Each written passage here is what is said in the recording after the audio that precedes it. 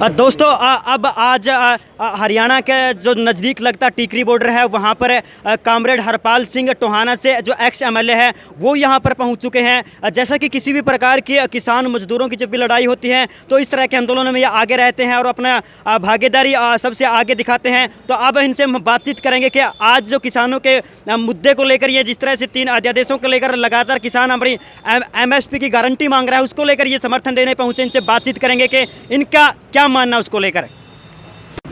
जी comrade साहब, आपका क्या मानना है जिस तरह से किसान लगातार 8 दिन से यहाँ धरने पर है? ये पहला सवाल सिर्फ MSP का नहीं रुकेगा। अब ये MSP पूरे देश में लागू हो और सभी फसलों के सरकार भाव तय करके और उसको खरीद सुनिश्चित करे। सरकार जो सरकार कहती है कि हम ये कानून लेके आए किसानों के भले के लिए, ये इसी सरकार ने उसमें सुप्रीम कोर्ट में लिख के दिया था कि स्वामीनाथन कमीशन को हम लागू नहीं कर सकते।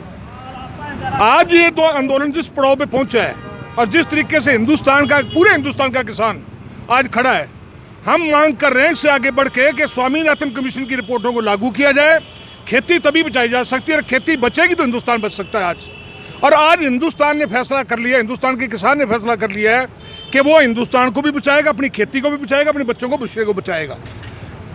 आपको क्या लगता है कि किसानों की जिस तरह से लगातार 4 सत्र की वार्ता हो चुकी है लेकिन अब तक किसी भी मुख्य निर्णय पर नहीं पहुंचे हैं? मेरी बात सुनो कि जब आदमी मरने के लिए निकलता है तो उसको मौत का भय नहीं रहता, उसके बाद उसको हार नहीं होती कभी भी। ये संघर्ष मांगों का संघर्ष नहीं है, ये संघर्ष जिंदा रहने का संघर्ष है। आज हिंदुस्तान की किसानी, उसकी आने वाली नस्लें और जो आज जिंदा हैं वो जिंदा रह पाएंगे कि नहीं रह पाएंगे, ये लड़ाई वहाँ खड़ी है आज। इस वास्ते ये सवाल पैदा नहीं होता कि ये सोच रहे हैं जो सत्ता के अंदर बैठे हुए लोग हैं, वास्तव में इन्होंने बारी बारी जिस तरीके से हिंदुस्तान को अपने कदमों के नीचे रखा है, ये इसी चक्कर में फंसे। अब जो नेतृत्व लड़ रहा है आज, जो फैसला कर रहे हैं, वार्तालाप चलते रहे, कोई दिक्कत नहीं, वहाँ से कोई भाग नहीं रहा वार्तालाप से। पर सवाल है कि वार्तालाप से जब तक ये कानून वापस होके, और अब बिहार के अंदर से खबरें आ रही हैं, वहाँ तो लोग मांग कर रहे हैं कि MSP वहाँ भी लागू करो। सवाल MSP का नहीं है, सवाल हम कह रहे हैं कि स्वामीनाथन रिपोर्ट को लागू करो, खेती को लाभकारी करो ताकि खेती बचाई जा सके, रोजगार के और नए जो अवसर पैदा किए जा सके। इस वास्ते ये संघर्ष 3 मांगों का संघर्ष नहीं है जो आम लोगों को दिखाया जा रहा है, ये संघर्ष हिंदुस्तान की विशाल जनता का जिंदा रहने का सवाल है आज। और जब जिंदा रहने का सवाल होता है, जो लोग यहाँ आए हैं, जहाँ वो मरेंगे जहाँ जीतेंगे, इसके तीसरा रास्ता सरकार ने छोड़ा नहीं है। कोई भी राजनेता है जो सर्दी के अंदर अपनी मखमल की गर्म रजाइयों में सोते हैं, लेकिन देश का जो अन्नदाता है, किसान है, वो सड़कों पर ठंड के अंदर सो रहा है। असल में उनको किसानों की ताकत का, जनता की ताकत का नहीं पता था। एहसास पता था कि जनता को हमेशा जात और धर्म के नाम के ऊपर लड़ाई रखा उन्होंने।